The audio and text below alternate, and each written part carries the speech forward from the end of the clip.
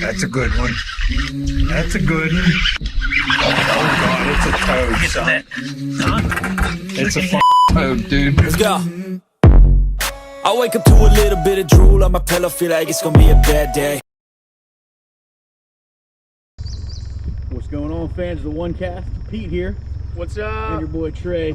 So on our last live, we had a request to film a full tournament day. Not good about that. I'm too focused. I'm not Chris Zaldane or somebody. I can't multitask. But we're coming out here this morning. We're starting a little bit late, so we would have better camera light. Normally, I'd be fishing already. But we're gonna run a full tournament day. So we got a plan. We got the pre-fish for about an hour last night. We got a plan. We're gonna go run it. Do my best to talk to the camera. We're gonna do our best to make sure we let y'all know what we're thinking, the thought process. We'll weigh any fish that we catch that are keepers, and so let you know kind of how we do things on a tournament day. So we're in the Roanoke River system. Don't know if we're gonna stay in the Roanoke, but that's where we're gonna start, and should be a good day. So stay tuned to this video. Appreciate y'all's support, and like, comment, let us know how you feel about it. So we will hopefully have some fish catches coming soon. Later. See ya.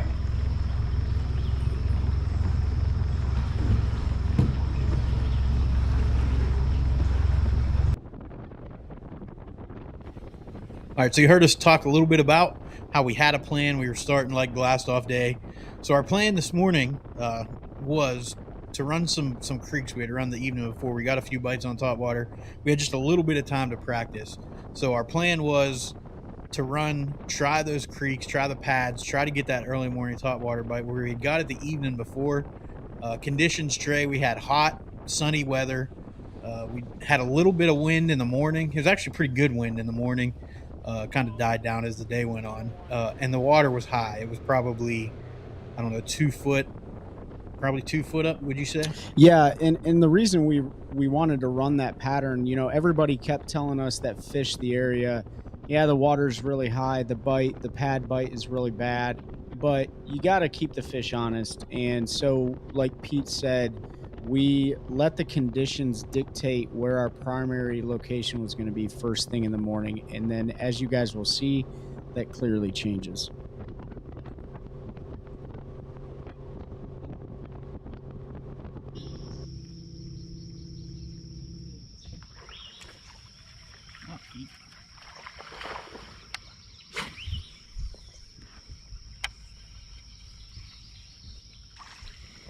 Yeah.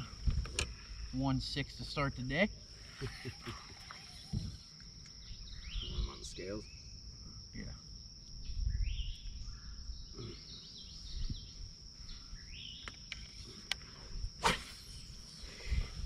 Where's scales at? It's easy, 14. I don't know, measuring. It might not be. Should be. 13 and a half. Huh? Like 13 and a half. Pretty close. No, it's 14. It was over 14. Yeah, just open that center lid. No, center rod locker. Oh. It should be right in the front there. My eyes. Oh, it might be back here under this life jacket. Ouch. Yeah, there it is. You want to leave the scale out? Just want to shut this.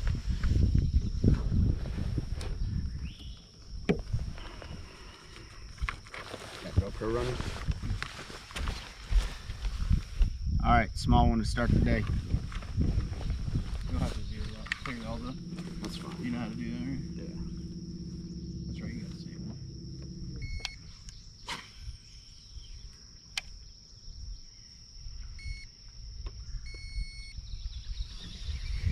Okay.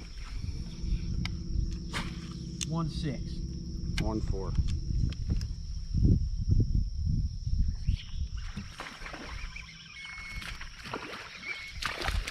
One 7. That's it. He's 14. Yeah, you're close. 12. 1.7.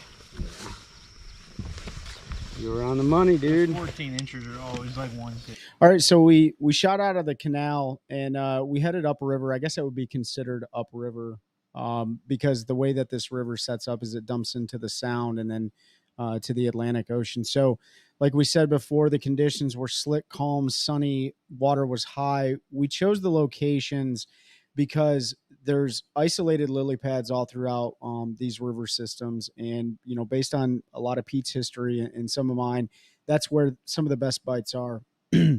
So we started on some of those isolated pads, and quickly we started getting bit. We were throwing frogs and buzz toads, things like that.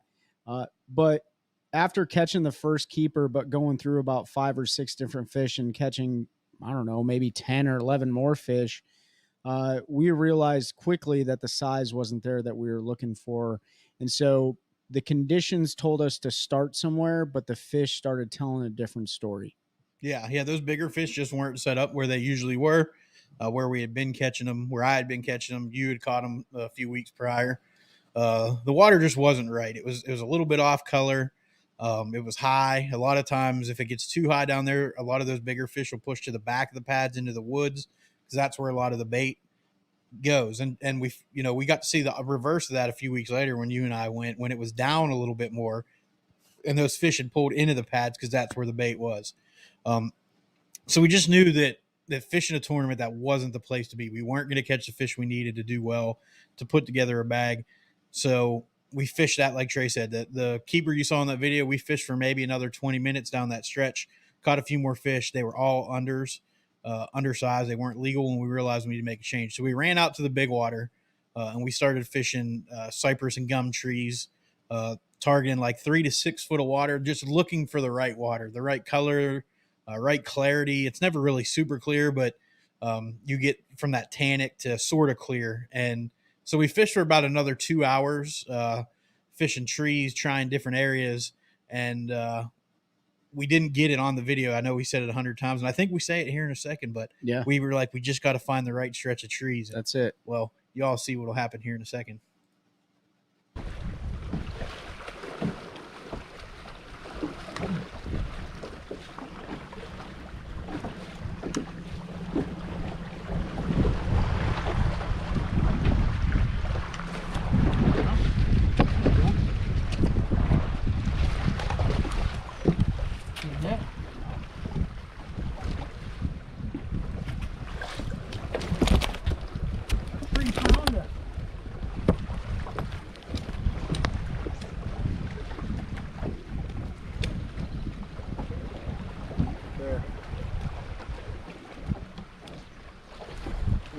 Got one? Yep. Shit, doubled up, baby.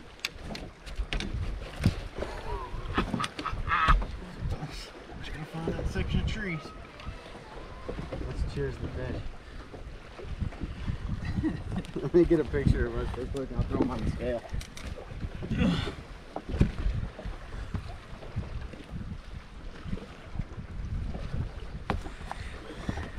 I don't think this one's gonna make it. He's be like 13 and a half.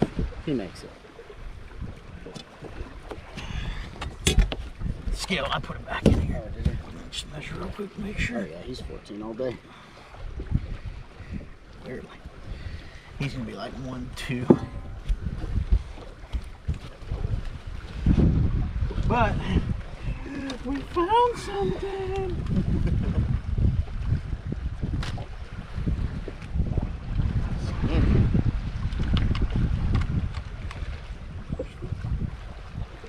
Two something. Probably 2, 1, 2, 3. 2, 2, 3, 2, 4, 2, 3, 2, 4.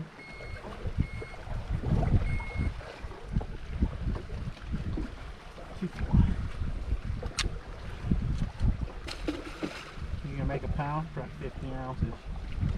He's gonna be 1, 2. 1, 4. I was right with my first guess. Shoot me.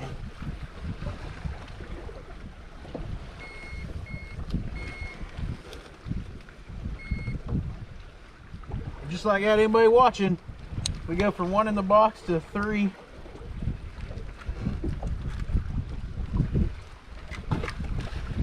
It's just about figuring out where they are. Now we got a little something rolling here. These outside trees where the wind's hitting them.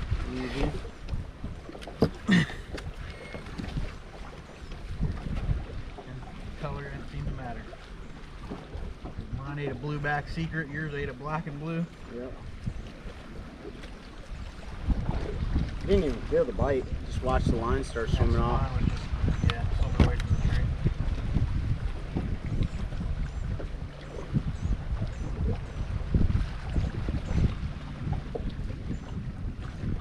Retie.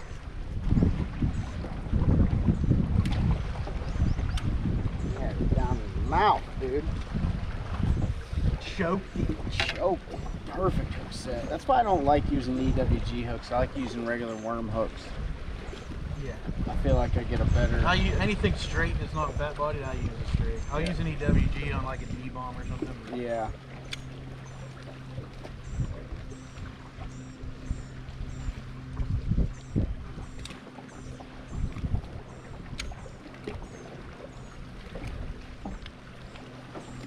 It's 2 fish off the same tree though. Well, no, mine wasn't off the same tree. Oh, it was different? Mine was off this tree right here. But same area. In theory, anywhere along here, these trees should.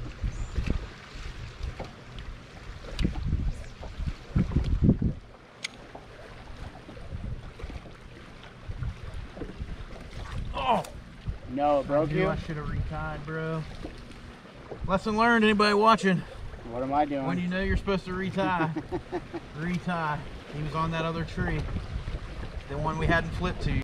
Yeah, so as you can see, we found fish. Finally, we had run stuff. We'd gone to plan A, didn't work. Plan B, didn't work. Plan C, didn't work. Plan D, we finally found the right set of trees, which really it's just a continuation of what our plan B was. It was just finding the right stretch of bank. And what we found there was it was out in the sound. We had clean water. We had wind pushing up against those trees. And the fish were either directly in front of the tree or they were on the right-hand side of it, just the way the water was pushing. Behind the tree to the left of it, we didn't get any bites. So you saw we rolled up in there. I didn't cut me in or didn't put it in there when we were trolling motor up to the first tree. But the second tree that we flipped is where Trey caught that one on the front side. And then I caught one while he was bringing that fish in on the very next tree. And then I broke one off because I didn't listen to you and you went and retied. And I was like, oh, no, I'm good. Even though in my head I said, you need to retie. So that was the first really 3 trees we fished in there. 2 keepers, and we broke one off. And we knew we had something figured out at that point. Yeah, it's really interesting when you fish a river system like this. This is in North Carolina. This sets up very much like a Florida fishery. And if you know anything about flipping trees, and working your bait, you only got to give it a couple shots, right? And then you move on. So, as we continue to progress throughout this stretch, we caught fish off almost every single tree, but there was a point where it stopped. Yeah, yep. And you'll see when we get to that point, but there's definitely still a little bit more action before we hit that wall. Let's be frank, it's cheaper.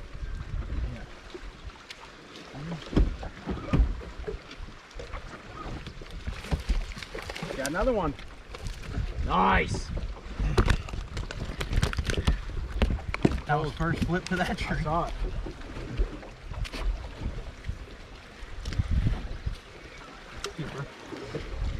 That's 4 in the box, folks.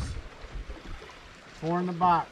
I tried to find where I was talking to Trey earlier, and I said we just got to find the right stretch of trees, Right. and we'll find some fish. And we just picked up 3. One good one, 2 we're gonna need to call. That fish is short. Is he? 13 3/4. Get out of town.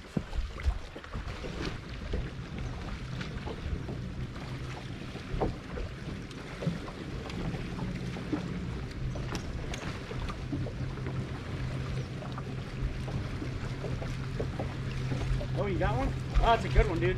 I'll get the net. Ready? Yep. Nope.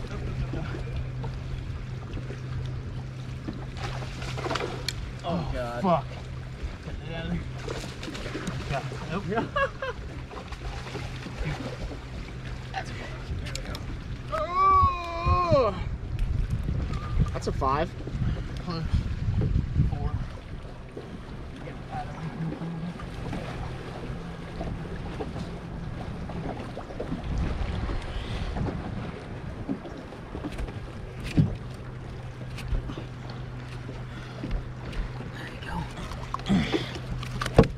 Ooh. You all right? Yeah, I'm good. He come off? Yep.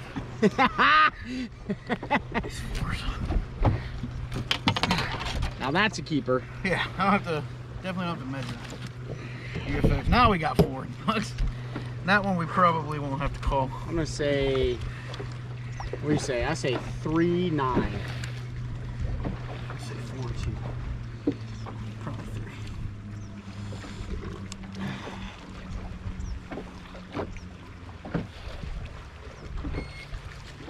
I gotta pee.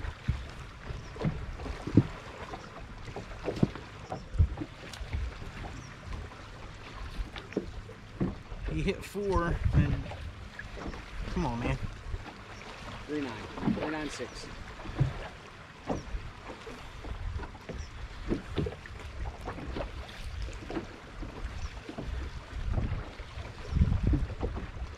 $3, 14, 15. Yeah, it's almost 4.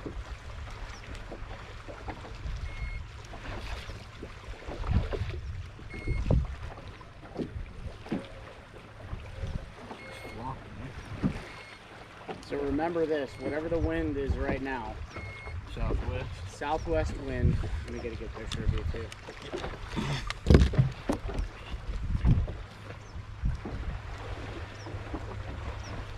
Here, lay that fish on the floor by the OneCast. Move your ugly ass feet. Yeah. Yeah. Now get out the way so I can catch the damn fish. Little gar hole. What we're doing right now is looking at these cypress and these gum trees and literally circling them. There you go. Isn't that? That's a keeper. That's number 5. That puts a limit. Just run the boat, man. Yep. I'm gonna back this up a little bit though and just stay right here just for a second.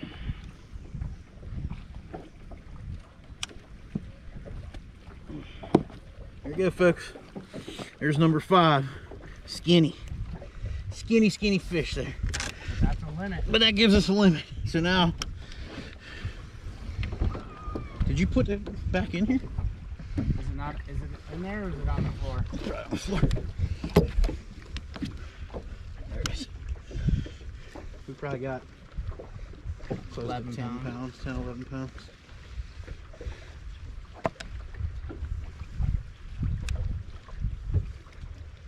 We're at 8, 9 right now. Be close to giving us 10.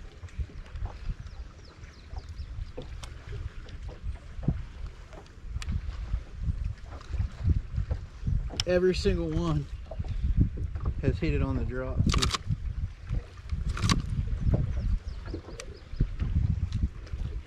Come on, man.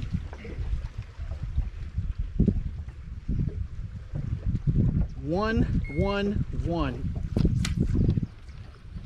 What happened there? It just zeroed itself. What? No, not total. He zeroed himself when I was weighing him.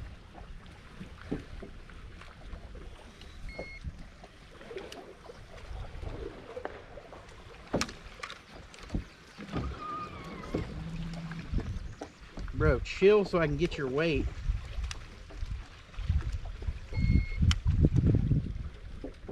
See that? You lost an ounce now. Just pull him down a little bit There on you the go. scale, Pete. He just gave it back.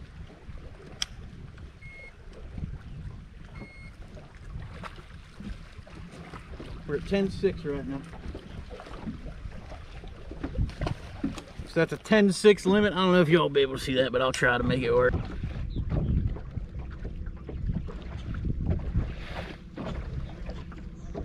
Now that the wind died down, probably could get away with throwing a wacky or a weightless too. That's another thing for the listeners. Don't be afraid to change baits up sometimes. Oh, that might help. That's gonna call. Yeah. Think so? I think so. I think that'll call one 4 really. As I'm sitting here talking about changing baits up. Oh, I definitely need to retie. Yeah. Yep. I made that cast too. Maybe I need to go to a black and blue. think what we got going on right now is good. All right, y'all. There's another one. It's about 14.5 inches. We'll throw him on the board and then put him on the scales and see if he calls. I got the one that's right at 14. Looks like 1.4. That should call if he's 14. I'm pretty confident. 15 3/4. He should call. Don't fucking stab me, bro.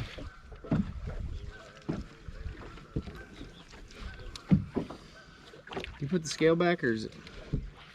I don't know. Is it sitting right there by your bag? If not, then I'll put it back.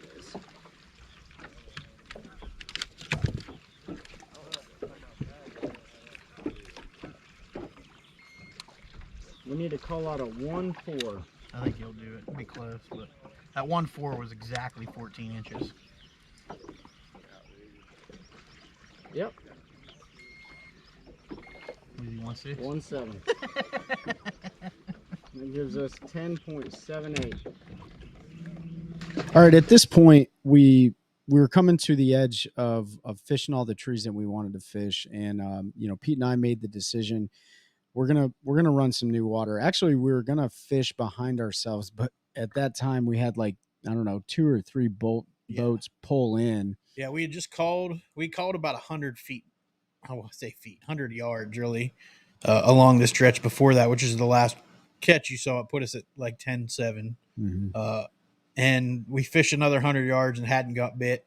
And yeah, so then Pete's getting ready to pull the trolling motor up, and I say those magical words, last cast, and it was really funny because I acted like I set the hook on a giant. There was absolutely no fish there, but as soon as I started reeling in, there was tension on the line, and you guys will see. But yeah, there was a magical fish on there, and that forced us to make a different decision. Last cast. last cast. There he is. You're gonna have a bunch of comrade pits on your line. Seriously? Yeah. Oh, good one. You weren't kidding when you said last week. I'm bringing him up.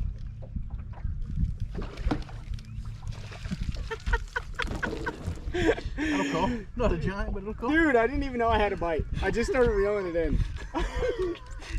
He's got a leech on the inside of his mouth. Look at that. Ugh. That's cool. Yeah, that's a call, dude. Got a lot of you. Nice job, bro. Oh, guys. So that was funny, right? So we just caught this one off a isolated cypress tree out here, or gum tree, whatever the heck it is. And I literally said magical last words, last cast. And I said, oh, there's a bite. And literally, I didn't even feel a bite. Started reeling it in, and there she is. Love it. Love it. And a tree of comrade just took a big old poop out of it. Yeah, he's got a leech inside of his mouth too. Y'all probably, you can't see that, but there's a big old bloodsucker inside dude man's mouth. Let me try to get a picture. That will definitely call one of the 1/7. Pete. All right, good deal. Now we got about 12 pounds. 11.5 for sure. I don't think he put a No, we got 2-pound call. Oh yeah, he is. A 2-pound call? Oh, not 2 pounds, no. He'll put us into 11.5 probably, right? We got 1070 Should get a something right pound now. out of it, right? I think he's 2.5. 2.5. Calling number, let's call number 1. That gives us 1166. Yeah, that's a good call there. Almost exactly a 1-pound call. Mm-hmm. Might get a little frog bite. Yeah, yeah.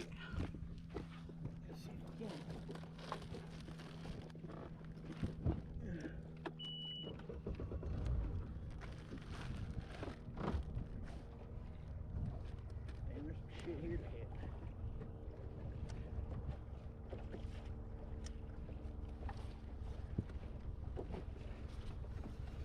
So the last cast fish happened. Trey said the magic words, chucked it out there, messed with me, and then ended up catching one. So, like he was saying when we were talking previously, because of that, we decided we needed to fish some more. So we fished about another 100 yards, fishing gum and cypress trees like we were. They were much more isolated than we were when we were in the fish.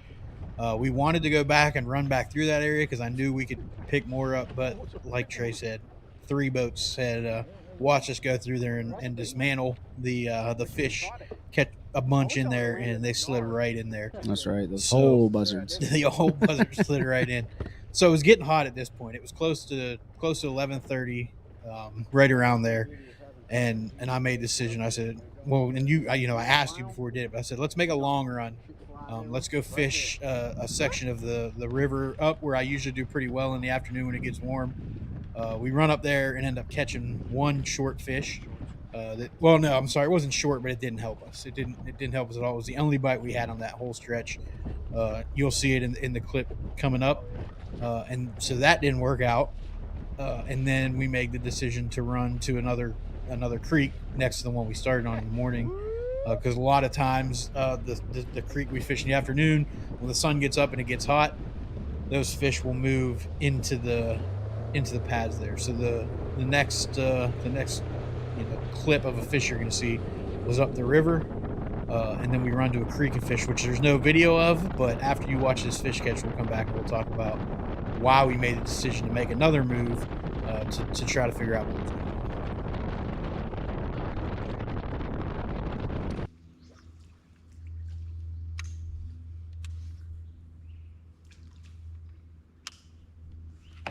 Oh my god.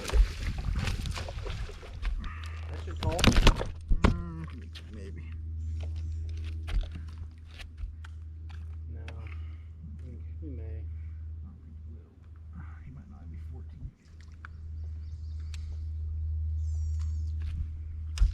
Been a while, huh? Yeah. He's 14. 100% he's 14. Said that about one earlier too. It was 13 3/4. Huh? He's 14. Shit, he's probably almost 15. Barely 14 1/4.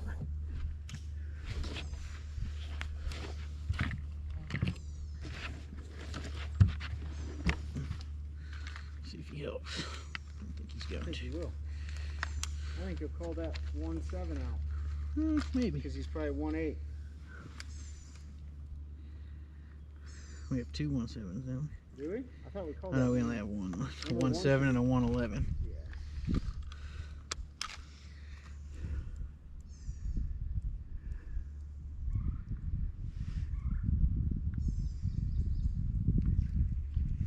No, he's a 1/4. Is he? So we ran way up the river, fished a section that I've historically done pretty well on, even when the water's high, because it pushes. It's mostly trees. There's not a lot of pads in there, but it just wasn't on up there. And I caught that one fish that didn't help us, and we went and fished another creek. That's usually good as the water warms up, and nothing. I don't even think we got. We did. We had 2 blow ups, and that one never caught a fish. Yeah, it was really interesting when we started running up the river, and something that we just based on experience pay attention to is water clarity and current and stuff like that, especially fish in the river. We went across several mud lines, and so Pete has a lot of experience there. He started looking at the water clarity. We started pushing through some of that really dirty water to the clean water. But looking at what we were fishing, there wasn't any current in there whatsoever. And mind you, on this day, it was about 100 degrees with 100% humidity. And so after getting all the way back up there, like Pete said, it just wasn't happening. And then he made the decision to pull the plug and move on to something else. Yeah, it just wasn't right. Water clarity was pretty good, but clearly the fish weren't around either up the river or when we got to the good water in the creek. So at this point, it was, I think, 1:15 or 1:30. Yep. And I said, man, we need to make the run back to where we caught them fish. Hopefully them boats aren't in there anymore. It's about a 30-minute run. That'll give us about 30 minutes to try to call these last couple small fish we have. Hopefully we can get in there and find some decent ones. And Well, we either got lucky or we actually do know what we're talking about, because this is what happened.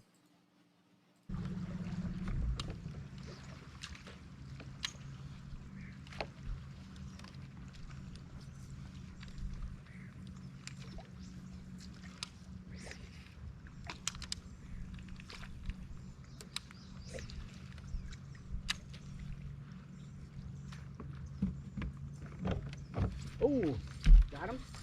Bacon. Oh yeah, boat flip that motherfucker. That's a skinny beast. That'll call. I hope. Come on, you want to run the trail there? Maximize our time. Should call. That should get rid of one of them 1-4, about 111. Well, 1-4, I think, so smaller. 1-7.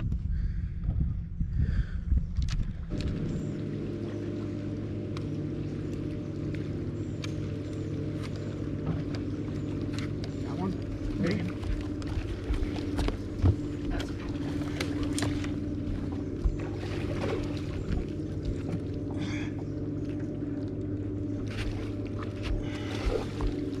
Get some! Yeah, that'll call for faux show.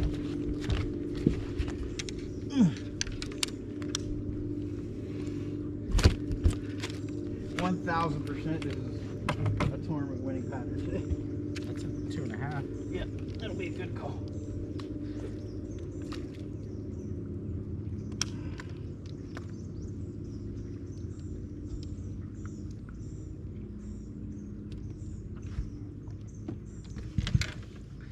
There you go, buddy. Nice call there. Real nice one. Oh.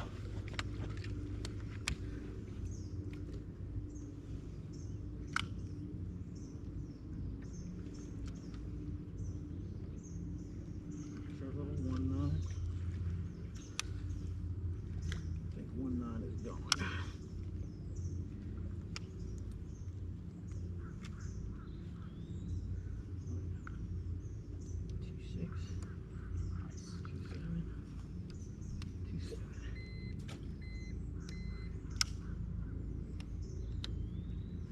$12.67. There we go. Almost a pound upgrade there.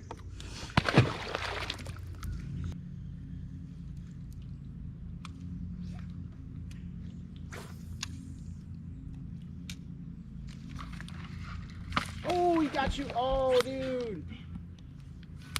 Get him out of there fast.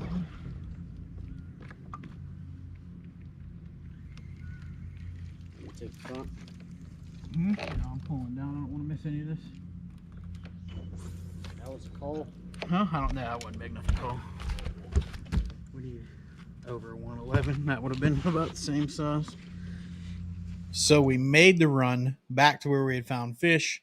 Y'all saw what happened. You saw 2 calls on video. You saw me break a fish off and punch myself in the head. I put a lot of pressure on the fish to try to get it out. It was in some nasty cypress knees, and put a bunch of pressure on it to try to get it out of there. And he got me wrapped up, and it actually did hurt.